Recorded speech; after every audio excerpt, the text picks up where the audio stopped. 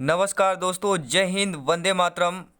बात करेंगे दोस्तों आज की वीडियो में हिंदी की बात करेंगे, हिंदी भाषा की बात करेंगे। आपके सिलेबस के आधार पर ये 30 प्रश्नों की बात करेंगे। 15 प्रश्न आपके महत्वपूर्ण व्याकरण के रहेंगे।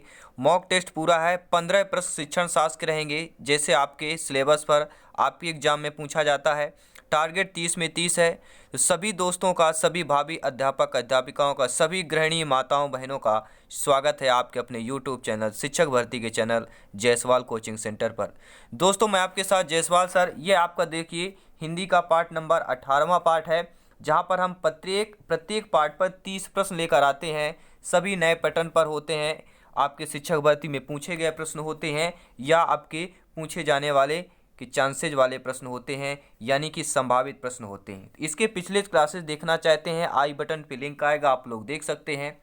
तो चलिए शुरू करते हैं 30 प्रश्नों का ये महारथी क्लास, महारथी अभ्यास। जी हाँ दोस्तों, प्रश्न आ चुका है। लाइक आना चाहिए, पहले ही प्रश्न पर लाइक आना चाहिए। कल हमने दोस्तों प्रश्न किया था, यह व्याकरण का प्रश्न था कि प्रेत शब्द का संधि विच्छेद होगा। प्रेत शब्द का संधि विच्छेद क्या होगा? तो मैंने बताया था आप लोगों को, जब छोटा आ और छोटा ई मिलके किस में परिवर्तित हो जाते हैं? आपके ए में परिवर्तित हो जाते हैं। कौन सी संधि होगी? नीचे कमेंट करेंगे। तो यहाँ पे प्राधान इत हो जाएगा। संधि विच्छेद पूछा है, नाम नहीं पूछा है। ठीक है, बहुत से बच्चे गुण स्वर संधि बता रहे हैं। तो आइए देख लेते हैं। अब ये है 15 प्रश्न आज के 15 प्रश्न बहुत लाजवाब रहेंगे। सिलेक्शन की दृष्टि से बहुत ही महत्वपूर्ण होने वाले हैं। ठीक है, चलिए देखते हैं कौन कौन भैया कमेंट कर रहा है, कितना स्कोर आप लोग क्रैक करते हैं। ऐसा शब्द जो 3 समास का प्रतीक बनता है उसे क्या कहा जाता है? दोस्तों शिक्षक भर्ती में पूछा गया प्रश्न है कि ऐसा शब्द जो 3 समासों का प्रतीक बनता है वह कौन है? सेनाध्यक्ष बोलेंगे, सेनाध्यक्ष, शाखा मृग, त्रिलोक। बहुत से बच्चे बोलेंगे 3 समास, यहाँ संख्या बोल रहा है। त्रिलोक, ये भी 3 लोकों का समूह त्रिलोक होता है। तो समास में ये अपना लॉजिक बैठा देते हैं, और लॉजिक बैठा देते हैं, यही गलती कर देते हैं और सिलेक्शन नहीं हो पाता है। तो कारण क्या है? ऐसा शब्द जो 3 समास का प्रतीक बनता है वह पुरुषोत्तम है। राइट ऑप्शन आपका फोर्थ हो जाएगा। 3 समासों का प्रतीक क्या बनता है? पुरुषोत्तम बनेगा। आगे आने वाले डिटेल से बताएंगे, डिटेल से जो क्लासेज होंगी उसमें बताएंगे। अगला प्रश्न देख लेते हैं। गोधूम शब्द है दोस्तों, गोधूम शब्द है आपका तत्सम शब्द है, तद्भव शब्द है, देशज शब्द है, या इनमें से कोई नहीं? तो गोधूम शब्द आपका कैसा है? सभी लोग जानते हैं तत्सम शब्द है। यह संस्कृत से डायरेक्टली आपके हिंदी में रूपांतरित हुआ है, और हिंदी में डायरेक्टली इसे बोला, लिखा और सुना जाता है। तो आपके तत्सम शब्द कहलाते हैं। सृजा पर्यायवाची शब्द है दोस्तों। सृजा किसका पर्यायवाची है? कमल का है, कमल का तो हो नहीं सकता। पार्वती का, पार्वती का भी नहीं है। चामुंडा, चामुंडा का भी नहीं है। तो सृजा किसका पर्यायवाची है? लक्ष्मी जी का पर्यायवाची है। लक्ष्मी का पर्यायवाची सृजा है। सभी लोग नोट करते जाएंगे, इंपॉर्टेंट प्रश्न है, संभावित प्रश्न है आपके टीटी एग्जाम के लिए। अगला प्रश्न देखेंगे, और अंत तक वीडियो को देखिएगा, क्योंकि ये 15 प्रश्न अंत में जब शिक्षण शास्त्र के प्रश्न करेंगे तो वहाँ पर सिलेक्शन, क्योंकि सिलेक्शन आपके पेडागोजी शिक्षण शास्त्र के प्रश्नों पर बहुत ही महत्वपूर्ण होता है, क्योंकि हमारा टारगेट, हमारा सपना आप लोगों का सिलेक्शन है। जी हाँ दोस्तों, प्रश्न देखेंगे। आइए, अग्निकुमार, तारकजीत, मयूर वाहन पर्याय हैं। दोस्तों जो आपका अग्निकुमार, तारकजीत, आपका मयूर वाहन है, ये किसके पर्याय हैं? उल्लू के? क्या भैया मजाक कर रहे हो? सरस्वती के भैया मयूर वाहन सरस्वती क्या नहीं है? वो दोस्तों लक्ष्मण जी के मयूर वाहन क्या लक्ष्मण जी के हैं? नहीं है। तो मयूर वाहन किसके हैं? इतना एक अगर आपने समझ लिया तो सभी हो जाएगा। ठीक है, तो मयूर वाहन सभी लोग जानते हैं कार्तिकेय जी के हैं। तो अग्निकुमार, तारकजीत, मयूर वाहन ये किसके पर्याय हैं? आपके कार्तिकेय जी के पर्याय हो जाएंगे। ऑप्शन नंबर 4 सही हो जाएगा। दोस्तों शिक्षक भर्ती में सिलेक्शन पाना चाहते हैं, गवर्नमेंट टीचर बनना चाहते हैं, तो चैनल को सब्सक्राइब कर लेंगे। जितने ने मेरी भाई बहन, मेरे सभी लोग भावी अध्यापक अध्यापिकाओं, शिक्षक शिक्षिकाओं, अगर आपने अभी तक भी चैनल को सब्सक्राइब नहीं किया, सब्सक्राइब कर लेंगे, और सब्सक्राइब कर लिया है तो दिल से धन्यवाद है, दिल से थैंक्स है दोस्तों। अगला प्रश्न देख लेते हैं। सु उपसर्ग के मेल से बना शब्द है। दोस्तों उपसर्ग कैसा? सु उपसर्ग से मिलकर बना शब्द कौन होता है? क्या वह सुकर्म है? क्या वह सूक्ति है? क्या वह सुलभ है? क्या वह सुनार है? सभी लोग कमेंट करेंगे। ऐसा शब्द जिसमें सु उपसर्ग निकल जाए। सु उपसर्ग नहीं निकले, निगेटिव बताना है, निगेटिव प्रश्न है, पहला समझ लेना है। जैसे मैंने पढ़ लिया सु उपसर्ग के मेल से बना शब्द, मैंने नहीं को ध्यान नहीं दिया, जल्दबाजी में, और हमेशा एग्जाम में होता है, पेपर में हमेशा ऐसा होता है, तो प्रश्न को 2 बार पढ़ें। सु उपसर्ग के मेल से नहीं बना शब्द, तो सुकर्म में सुधन कर्म, सूक्ति में सुधन की, ठीक है, इसमें भी आपका सु है, स्वल्प में भी इसमें आपका सु उपसर्ग निकल रहा है, लेकिन सुनार, सुनार जो है यह आपका सु उपसर्ग से नहीं बना है। क्या है? सु उपकर से मेल से नहीं बना शब्द, तो सुनार में जो होगा यह सु उपसर्ग के मेल से बना नहीं है, क्योंकि सुनार में क्या होता है? सोनार होता है। क्या होता है? सोनार होता है। ये सुनार गलत यहाँ पे उपसर्ग लिखा गया है। तो दोस्तों, जायसवाल कोचिंग सेंटर सिलेक्शन पाना है तो लाइक शेयर करते रहें, लाइक शेयर करते रहें, आप लोगों का परिवार है। अगला प्रश्न है, सु उपसर्ग के मेल से शब्द नहीं बना, ये वही आपका रिपीट हुआ सुनार ही है। अगला प्रश्न देखेंगे, मानव शब्द से विशेषण बनेगा। दोस्तों, जो मानव शब्द होता है, अगर इससे हम विशेषण की बात करें कि विशेषण क्या बनेगा, मानव शब्द का विशेषण मनुष्य होगा, मानवीकरण होगा, मानवता होगा या मानवीय होगा। दोस्तों, मानव शब्द का विशेषण क्या बनेगा? आपका मानवीय बनेगा। तो सभी मित्रों को जय हिंद है, वंदे मातरम है, इंकलाब जिंदाबाद है, इंकलाब जिंदाबाद है। दोस्तों, दुगने एनर्जी के साथ हम जब वीडियो शुरू करते हैं, उसी एनर्जी के साथ वीडियो को एंड भी करते हैं, क्योंकि सिलेक्शन के लिए एनर्जी कायम रखना है, जारी रखना है, बचाए रखना है।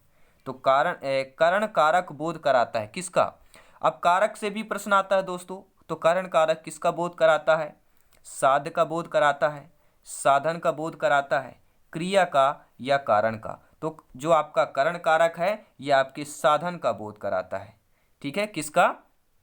साधन का बोध कराता है। अगला प्रश्न देखेंगे, भाववाचक संज्ञा का उदाहरण कौन सा है?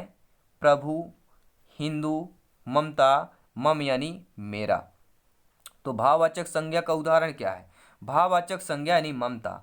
ममता, ममत्व आ रहा है, ममत्व आ रहा है, ममता जाग रही है, ममता जाग रहा है, स्नेह आ रहा है, यानी कि यह भाव प्रकट हो रही है, भाववाचक संज्ञा हो जाएगा। अगला प्रश्न देख लेते हैं। वीडियो को लाइक शेयर आना चाहिए, लाइक आना चाहिए। इस प्रश्न पर प्रश्न आ चुका है दोस्तों कि ऐसा क्रम जिसमें प्रेरणार्थक क्रिया हो। ऐसा क्रम, किस क्रम में आपका प्रेरणार्थक क्रिया है? रमा ने राधा से पत्र लिखा, रमा ने राधा से पत्र लिखा या पत्र लिखवाया। ठीक है, रमा ने राधा से पत्र लिखवाया, तो पत्र लिखवा लिया तो क्या हो गया? प्रेरणार्थक क्रिया हो गई। लिखवाना, लिखवाया है, स्वयं नहीं लिखा है, ये दूसरों से लिखवाया गया है। प्रेरणार्थक क्रिया कौन सी हो जाएगी? पत्र लिखना आपका क्या हो जाएगा? प्रेरणार्थक क्रिया हो जाएगा। तो पहला ऑप्शन आप लोगों का सही हो जाएगा। अगला प्रश्न आ चुका है, अगला प्रश्न आ चुका है स्क्रीन पर, पुल्लिंग शब्दों को बताओ। ये सभी आपके टीटी एग्जाम में पूछे जाने प्रश्न है, संभावित प्रश्न है और शिक्षक भर्ती में पूछे गए प्रश्न है, और नए एग्जाम पैटर्न, नए सिलेबस के आधार पर ही प्रश्नों को यहाँ पे कॉम्बिनेशन किया गया है। तो पुल्लिंग शब्दों को बताना है, वंदना, कृषि, सुंदरता, योग्यता, मोरनी, नटनी, नर, नारी, माता, पिता। तो पुल्लिंग शब्द को बताओ, पुल्लिंग शब्द को बताना है, पुल्लिंग शब्द बताना है, नर, नारी, माता, पिता दिया है। ये क्या पुल्लिंग शब्द है? मोरनी, नटनी, ये क्या पुल्लिंग शब्द है? वंदना, कृषि, क्या यह पुल्लिंग शब्द है? सुंदरता और योग्यता, क्या यह पुल्लिंग शब्द है? तो पुल्लिंग शब्द कौन है? फोर्थ ऑप्शन हो जाएगा, नर और पिता, नर, नारी, माता, पिता। ये कैसा है? पुल्लिंग शब्द है। कंफ्यूजन नहीं होना, लाइक शेयर करते रहेंगे, कोई भी कंफ्यूजन नहीं रहेगा। जी हाँ दोस्तों, लाइक शेयर करें, क्योंकि जायसवाल कोचिंग सेंटर जो भी बात करते हैं, जो भी यहाँ पे जायसवाल सर बात करते हैं, राष्ट्र हित में शिक्षा को ध्यान पर रख कर बात करते हैं। और टेलीग्राम में अभी भर आपने भाई बहन सभी भावी अध्यापक अध्यापिकाएं टेलीग्राम में जरूर ज्वाइन करें। वहाँ पे नोट्स, पीडीएफ फाइल, मटेरियल सब कुछ आपको फ्री में अपलोड कर दिया जाता है, क्योंकि राष्ट्र हित में शिक्षा की बात करते हैं। तो एक बार सभी को जय हिंद, वंदे मातरम। 5 प्रश्न और रह गए हैं व्याकरण के। अनुशासित का क्या विलोम होगा? सभी लोग कमेंट करेंगे, दिल से कमेंट कीजिएगा दोस्तों, दिल से कमेंट कीजिएगा। अनुशासित का विलोम स्वतंत्र होगा, उच्छृंखल होगा, स्वच्छंद होगा या अनियंत्रित होगा? दोस्तों, अनुशासित का विलोम क्या होगा? सही आंसर बताइएगा, सटीक आंसर बताइएगा। अनुशासित का विलोम क्या होता है? उच्छृंखल होता है। सेकंड ऑप्शन सही हो जाएगा, सेकंड ऑप्शन सही होगा। अगला प्रश्न स्क्रीन पर है, लाजवाब प्रश्न है, लाइक आना चाहिए, लाइक जरूर आना चाहिए, लाइक जरूर आना चाहिए। दोस्तों, प्रश्न आ गया है, सिलेक्शन वाला प्रश्न है कि पूनम जूते पर पॉलिश करवाती है। पूनम एक कोई लड़की है जो जूतों पर पॉलिश करवाती है। हो सकता है किसी अध्यापिका का नाम हो, जो आपके भाभी अध्यापिका हो, शिक्षिका हो, उसका नाम हो। वह क्या करती है, उसका सिलेक्शन हो गया, उसका सिलेक्शन हो गया, अध्यापक शिक्षक बन गई और रास्ते में जाती है, अपने जूते पे पॉलिश करवाती है। तो वाक्य में क्रिया क्या है? वाक्य में क्रिया क्या है? पूनम जूते में पॉलिश करवाती है। वाक्य में क्रिया क्या है? अकर्मक क्रिया है, पूर्वकालिक क्रिया है, द्विकर्मक क्रिया है, प्रेरणार्थक क्रिया है। दोस्तों, पूनम जूते पे पॉलिश करवाती है। क्या है? करवाती है, ना तो अकर्मक है, ना ही पूर्वकालिक है, ना ही द्विकर्मक क्रिया है। तो आपका यहाँ पे प्रेरणार्थक हो जाएगा। अगला प्रश्न स्क्रीन पर है, ध्यानपूर्वक देखिएगा। वक्र शब्द का सही विलोम क्या होगा? वक्र शब्द का सही विलोम क्या होगा? मैंने एक गोला लगाया, मैंने एक गोलाकार कोई वस्तु बना दी, आकृति बना दी, सभी बच्चे बोल देंगे वक्र है। आप वक्र है, ये वृत्त है। वक्र गोलाकार होता है, वक्र साइकिल के टायर के समान होता है, वक्र जो होता है फोर व्हीलर की जो स्टेपनी होती है उसके समान होता है। तो वक्र का सही विलोम, विलोम की बात करें तो ऋजु होगा। ऋजु मतलब क्या होता है? रेखा होगा। ऋजु मतलब क्या होता है? रेखा होता है। और रेखा का विलोम, अगर रेखा, इसी रेखा को अगर हमें कोई एक क्षणनुमा रेखा मिल जाती है, उसी वार को जब हम मोड़ देते हैं तो वक्र बन जाता है। तो वक्र शब्द का विलोम क्या होगा? ऋजु हो जाएगा। अगला प्रश्न देखेंगे। मैं परसों जाऊंगा में अव्यय है। अव्यय की पहचान करना है दोस्तों, अव्यय की पहचान करना है। मैं परसों जाऊंगा, क्या अव्यय है? स्थानवाचक है, कालवाचक है, परिणामवाचक है, रीतिवाचक है। दोस्तों, मैं परसों जाऊंगा, अभी गया नहीं है, अभी गया नहीं है, उसको जाना है, यानी कि कालवाचक अव्यय हो जाएगा। अगला प्रश्न है, 15वां प्रश्न है इस क्लास का, आपका ग्रामर का 15वां प्रश्न है कि इनमें से बताइए इच्छार्थक वाक्य कौन सा है। सभी लोग कमेंट करेंगे इच्छार्थक वाक्य की पहचान।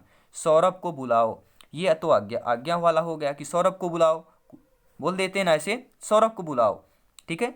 तुम्हारा मंगलमय हो, तुम्हारा मंगलमय हो, ये मन से, तन से, दिल से निकलने वाली बात है, ये गुरुओं की बात है, ये आपके माता पिता, आपके गुरुजनों की बात है, आप बड़े होते हैं वही बोलते हैं तुम्हारा मंगलमय हो, वो इच्छा से बोलते हैं, इच्छार्थक वाक्य हो जाएगा। तुम्हारा मंगलमय हो, इच्छार्थक वाक्य हो जाएगा। जी हाँ दोस्तों, सेकंड ऑप्शन सही हो जाएगा। व्याख्या देख लेते हैं, समझिएगा।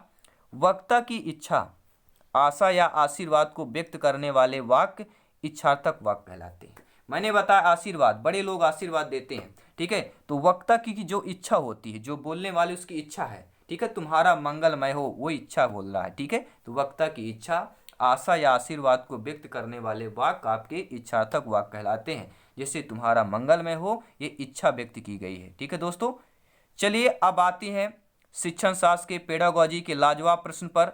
अभी तक आपने वीडियो लाइक नहीं किया है तो लाइक कर देना चाहिए, लाइक तो अब आपको कर देना चाहिए, क्योंकि अब जो प्रश्न आने वाले हैं, अब जो प्रश्न आने वाले हैं सीधा सिलेक्शन मिलेगा, सीधा सिलेक्शन मिलने वाला है। शिक्षण शास्त्र के प्रश्न है। और पहला कल हमने प्रश्न पूछा था दोस्तों, इंपॉर्टेंट प्रश्न था, इसलिए फिर रिपीट कर रहे हैं इस क्लास पर कि फाउंडेशन ऑफ मेथड के रचनाकार कौन है। फाउंडेशन ऑफ मेथड के रचनाकार किलपैट्रिक है। सभी लोग नोट कर लीजिएगा, प्रश्न इंपॉर्टेंट था इसलिए दोबारा लाए, ठीक है, सिलेक्शन वाला प्रश्न था। अगला प्रश्न देख लेते हैं। अब 15 प्रश्न में से पहला प्रश्न शुरू हो चुका है इस क्लास पर कि भाषा की पाठ पुस्तक भाषा शिक्षण में मुख्यतः पाठ होना चाहिए। समझिएगा ध्यानपूर्वक, सिलेक्शन पाना है। भाषा की पाठ पुस्तक भाषा शिक्षण में मुख्यतः पाठ होना चाहिए विज्ञान, संस्कृति, साहित्य। तो भाषा की पाठ पुस्तक में भाषा शिक्षण में जो पाठ होना चाहिए ये सभी पाठ होना चाहिए। संस्कृति भी होनी चाहिए, विज्ञान भी होना चाहिए और आपका साहित्य भी होना चाहिए। चलिए अगला प्रश्न आ चुका है, वीडियो को लाइक कर दीजिएगा, फटाफट लाइक आना चाहिए दोस्तों, क्योंकि ये आप लोगों का परिवार है, आप लोगों का परिवार है। आप सभी लोग भाभी अध्यापक है, ज्ञानी है दोस्तों, सर्वज्ञ हैं आप लोग, आप सभी लोग जानते हैं। प्रश्न देखेंगे कि सुमन बचपन से गुजराती बोल समझ लेती थी। एक बच्ची है जिसका नाम सुमन है, वह बचपन से गुजराती बोल समझ लेती थी। वह कभी विद्यालय नहीं जाती है, वह कभी विद्यालय नहीं गई, नहीं जाती है, फिर भी बचपन से गुजराती बोल समझ लेती है। उदाहरण है, सुमन की प्रतिभा का उदाहरण है, भाषा सीखने का है, भाषा में पिछड़ेपन का है या भाषा अर्जन का है। फटाफट कमेंट आना चाहिए, सिलेक्शन वाला प्रश्न है, सिलेक्शन वाला प्रश्न है, सभी लोग कमेंट करेंगे। दोस्तों, सुमन बचपन से गुजराती बोल समझ लेती है, वह कभी विद्यालय नहीं जाती, उदाहरण कैसा है? सुमन की प्रतिभा का है, भाषा सीखने का है, भाषा में पिछड़ेपन का है, या भाषा अर्जन।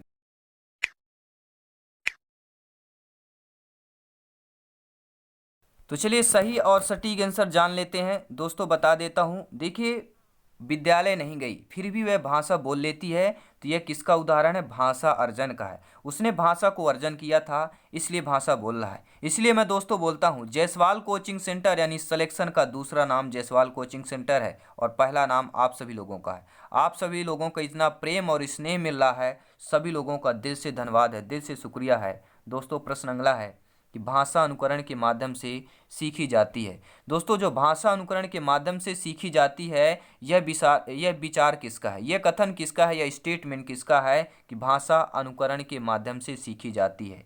स्किनर का विचार है, वाइगोस्की का विचार है, चॉम्स्की का विचार है, या आपके जीन पियाजे जी का विचार है? दोस्तों भाषा अनुकरण के माध्यम से सीखी जाती है, यह आपके स्किनर का विचार है। जी हाँ, स्किनर का विचार है। और अगला प्रश्न लाजवाब प्रश्न है। अगला प्रश्न संभावित प्रश्न है एग्जाम के दृष्टि से, आपके टीटी एग्जाम के दृष्टि से, कि रमेश भाषा की कक्षा में अक्सर लड़का को लड़का बोलता था।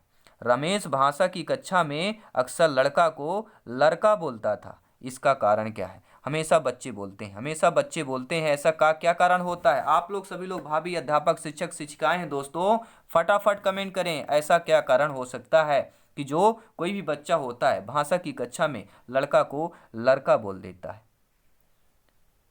लड़का को लड़की को लकड़ी बोल देता है।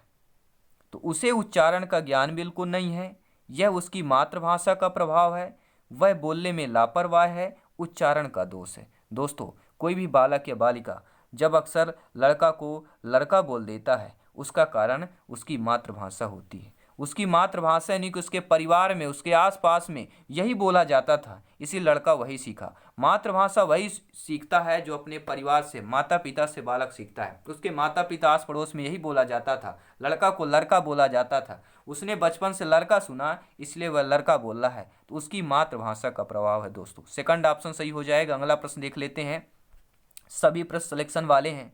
भाषा प्रयोगशाला होती है, भाषा प्रयोगशाला उच्चारण शुद्धिकरण हेतु होती है, वाचाल करने हेतु होती है, कलाकार करने हेतु होती है, या बातचीत सिखाने हेतु होती है? तो भाषा की प्रयोगशाला किस लिए होती है? उच्चारण शुद्धिकरण हेतु होती है। पहला ऑप्शन सही हो जाएगा, पहला ऑप्शन सही हो जाएगा। दोस्तों सब्सक्राइब करना मत भूलिएगा, बेल आइकन प्रेस करें ताकि लेटेस्ट नोटिफिकेशन सबसे पहले व्यूज आप लोग वीडियोज क्लासेज देख सकें। सभी क्लासेज इंपॉर्टेंट है सिलेक्शन की दृष्टि से। कि मौन वाचन कहाँ नहीं होना चाहिए? दोस्तों जो मौन वाचन होता है वह कहाँ नहीं होना चाहिए? पुस्तकालय में नहीं होना चाहिए, वाचनालय में नहीं होना चाहिए, विद्यालय में नहीं होना चाहिए, अभिनंदन सभा में नहीं होना चाहिए। दोस्तों मौन वाचन कहाँ नहीं होना चाहिए? पुस्तकालय में मौन वाचन, वाचनालय में मौन वाचन, विद्यालय में मौन वाचन, लेकिन अभिनंदन सभा में मौन वाचन नहीं होना चाहिए। फोर्थ ऑप्शन सही हो जाएगा। बहुत से बच्चे कैंडिडेट भाई बहन यही गलती करते हैं, यही गलती सुधारना है और सिलेक्शन पाना है। अगला प्रश्न देखिएगा, निरंतर मौन वाचन से दोष हो जाता है। दोस्तों अगर आप लोग निरंतर मौन वाचन से पढ़ते हैं या मौन वाचन से मनन करते हैं, स्टडी करते हैं, तो अगर निरंतर कर रहे हैं, लगातार कर रहे हैं, तो इससे क्या दोष होता है? वर्तनी में दोष होता है, उच्चारण संबंधी दोष होता है, सीखने में मंदता आती है, या लेखन में दोष होता है? दोस्तों मौन वाचन अगर निरंतर कर देते हैं तो इसका दोष यह है कि उच्चारण संबंधी दोष होता है। उच्चारण संबंधी इसलिए दोष होता है क्योंकि मैं संबंधी को पढ़ नहीं रहा हूँ, मन में पढ़ रहा हूँ, बोल नहीं पा रहा हूँ। ठीक है, तो संबंधी में संबंधी बोल सकता हूँ। ठीक है, तो ये उच्चारण में आप संबंधी दोष होता है अगर आप निरंतर मौन वाचन कर रहे हैं। सेकंड ऑप्शन सही हो जाएगा। अगला प्रश्न देख रहे हैं स्क्रीन पर है, लाजवाब प्रश्न है।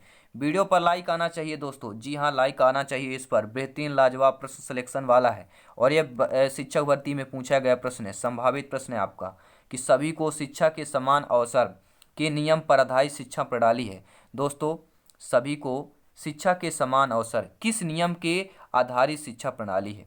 विश्वविद्यालय पद्धति के नियम के आधार पर आपकी शिक्षा प्रणाली है, सैनिक पद्धति पर, खेल पद्धति पर, दूरस्थ शिक्षण पद्धति पर। तो ऐसा प्रश्न आ चुका था, एक प्रश्न मैं कर चुका हूँ, एक नहीं, दो नहीं, तीन, चार ऐसे प्रश्न कर चुका हूँ। अगर डेली क्लासेज ले रहे हैं तो आपको पता होना चाहिए। सभी को शिक्षा के समान अवसर के नियम पर आधारित शिक्षा प्रणाली दूरस्थ शिक्षण पद्धति पर होती है। फोर्थ ऑप्शन सही हो जाएगा। अगला प्रश्न देख लेते हैं, स्क्रीन पर है, स्क्रीन पर आ चुका है, सभी प्रश्न इंपॉर्टेंट है। ससुरवाचन का प्रकार नहीं है, नेगेटिव प्रश्न आ गया। अधिकतर पहले पूछा जाता था कि ससुरवाचन का प्रकार है, आदर्श वाचन है, अनुकरण वाचन है, संवेद वाचन है, लेकिन ससर वाचन का प्रकार नहीं है। तो जो गंभीर वाचन है यह आपका ससर वाचन का प्रकार नहीं है। अगर यह पूछा जाए कि ससर वाचन का प्रकार है, आदर्श वाचन आपका है, अनुकरण वाचन है और संवेद वाचन, ये तीनों आपके ससर वाचन के प्रकार हैं। अगला प्रश्न देख लेते हैं। अगला प्रश्न स्क्रीन पर है, साखी अभिक्रमिक अन्वेषण को कहते हैं। दोस्तों जो आपका साखी अभिक्रमिक अन्वेषण होता है उसको क्या कहते हैं? रेखीय अन्वेषण, बाह्य अन्वेषण, ऊपरी अन्वेषण या आंतरिक अन्वेषण? तो साखी अभिक्रमिक अन्वेषण को आंतरिक अन्वेषण कहते हैं, क्योंकि वह शाखा अभिक्रमिक अन्वेषण है। साखी मतलब कि पार्ट वाइज, पार्ट वाइज मतलब क्या हो गया? आंतरिक अन्वेषण हो जाएगा। ठीक है, अंदर की बात होगी, छोटी छोटी बातें, उसके डीपली में जाना, डीप में जाना, यानी कि आंतरिक अन्वेषण। समझ रहे हैं मेरे दोस्तों? लाइक कर दीजिएगा। अगला प्रश्न देख लेते हैं।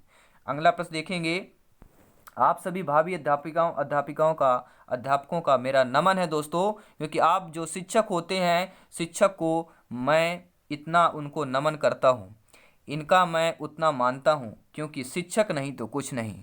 शिक्षक है तो देश है, और सभी लोग जानते हैं देश है तो देश होता है शिक्षकों के, क्योंकि जो पीढ़ी होती है, जो पीढ़ी न्यू होती है, वह शिक्षकों के दिन है। और तो आप सभी लोगों को मेरा नमन है दोस्तों। जी हाँ, नमन करता हूँ। प्रश्न देखिएगा, 5 प्रश्न और रह गए हैं। ये 5 प्रश्न बहुत इंपॉर्टेंट है, देखिएगा ध्यानपूर्वक कि लिखित अभिव्यक्ति का साधन नहीं है। ये ऐसे ही प्रश्न पूछे जाने हैं, ऐसे ही प्रश्न एग्जाम में आएंगे, क्योंकि लिखित अभिव्यक्ति का साधन नहीं है।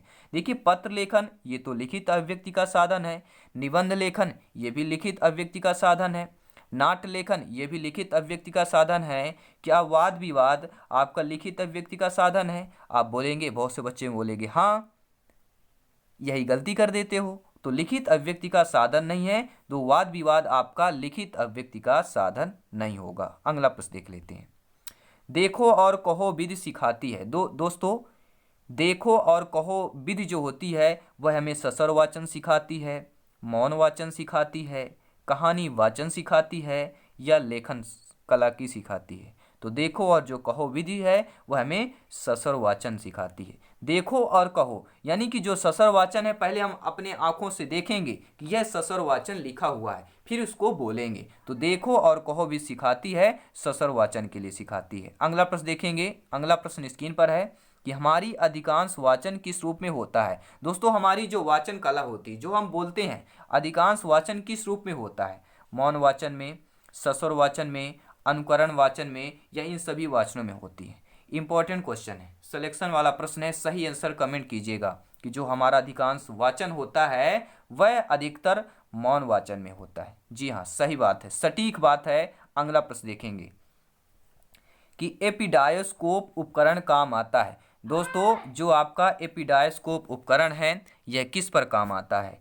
चित्रों को बड़े आकार दिखाने में आता है, चित्रों को समान आकार दिखाने में आता है, चित्रों को छोटे आकार दिखाने में आता है, या आपके फिल्म स्ट्रिप प्रदर्शन में आता है? दोस्तों सही आंसर जानेंगे। एपिडायोस्कोप जो होता है वह आपके किस उपकरण में आता है? तो वह चित्रों को बड़े आकार के दिखाने में आता है। ठीक है, वो होता है ऐसे फिल्म स्ट्रिप टाइप की होती है एपिडायोस्कोप। ये छोटी, ठीक है, ये बड़े आकार में आपको दिखा देती है। इसको एपिडायोस्कोप उपकरण काम आता है, छोटी चीज़ों को बड़े आकार में देखना। तो चित्रों को बड़े आकार में देखना एपिडायोस्कोप का काम में आता है। ठीक है, चलिए अगला प्रश्न देख लेते हैं। हिंदी शिक्षण विधियों का लाजवाब प्रश्न यहाँ पे चल रहा है, आप लोगों को वीडियो में लाइक आना चाहिए। अगला प्रश्न देख लेते हैं। अगला प्रश्न यह देखेंगे, बुलेटिन बोर्ड है।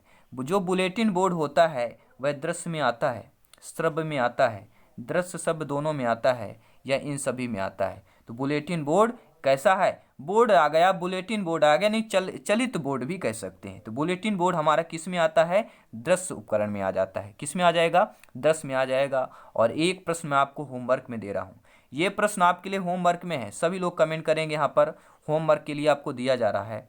ये अपने माइंड को टेस्ट कीजिए, अपने माइंड को रीस्टार्ट कीजिए, क्या होगा? शिक्षण सहायक सामग्री के भाग होते हैं। सभी लोग कमेंट करेंगे, सिंपल सा प्रश्न था, चाहे आप गूगल में सर्च कर सकते हैं या किसी आपको पता हो, लेकिन कमेंट कीजिए। शिक्षण सहायक सामग्री के भाग होते हैं, 1 होता है, 2 होता है, 3 होता है, 4 होता है। दोस्तों लाजवाब प्रश्न है। शिक्षण सहायक सामग्री के भाग होते हैं, अगर पता है प्लीज़ कमेंट करें, क्योंकि Jaiswal sir, Jaiswal coaching centre. Selection पाना है, वीडियो को लाइक करते रहें। दोस्तों समझदार लोग बीते हुए कल में नहीं जिया करते, वो आने वाले कल को अपना बनाने में लगे रहते हैं। समझदार लोग बीते हुए कल में नहीं जिया करते, वे आने वाले कल को अपना बनाने में लगे रहते हैं। ये है मोरल मोटिवेशन। आज दोस्तों शाम 7 बजे मोरल मोटिवेशन चैनल पर एक बेहतरीन वीडियो अपलोड हो रहा है, जो आपकी लाइफ चेंज होने वाला मोमेंट होगा। तो उस वीडियो को ज़रूर देखें। मोरल मोटिवेशन सर्च करें, आपको एक बल्ब मिलेगा, येलो कलर का बल्ब होगा, वो हमारा चैनल है, यानी कि आपके जायसवाल सर का चैनल है। तो दोस्तों हंसते रहिए, मुस्कुराते रहिए, क्लासेस देखते रहिए। और जितने मेरे भाई बहन हैं, शिक्षक बंधु हैं, सब्सक्राइब कर लिया है इस चैनल को, सभी को दिल से धन्यवाद है, दिल से थैंक्स है दोस्तों। और अंत में यही कहूँगा कि एक बार चैनल को चेक करें, प्लेलिस्ट देखें, हो सकता है आपको सिलेक्शन वाले वीडियोज, सिलेक्शन वाले प्रश्न मिल जाएं और सिलेक्शन हो जाए। वो सपना बहुत ही अच्छा होता है, शानदार होता है। दोस्तों अगले साल हमें सिलेक्शन चाहिए, क्योंकि हमारा जो मोटिव है, हमारा जो मोरल है, सिलेक्शन पाना है। सिलेक्शन सर्वोपरि है। तो सभी मित्रों से जय हिंद, वंदे मातरम, धन्यवाद सभी का।